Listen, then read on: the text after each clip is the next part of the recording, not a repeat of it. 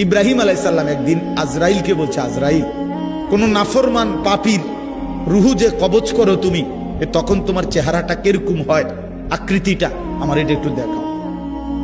হযরত ইব্রাহিম আলাইহিস সালামকে আজরাইল বলছে, আল্লাহর কসম হে নবী, আপনি সহ্য করতে পারতেন না, আপনি এটা দেখতে চাইেন না। ইব্রাহিম আলাইহিস সালাম বললেন, না, আমার একটু হলেও দেখাও। তো আজরাইল এই বিভৎস আকৃতি, মানে নাফরমানের জান কবজ করার সময় উনার যে চেহারার আকৃতি হয়, এই চেহারাটা ধরে ইব্রাহিম আলাইহিস সালামকে দেখাইলেন। বিশ্বাস করেন, এই কিতাবে আছে, ইমাম কুরতুবীর কিতাব। ইব্রাহিম আলাইহিস সালাম একটা চিৎকার মাইরা বেহুশ হয়ে গেছে।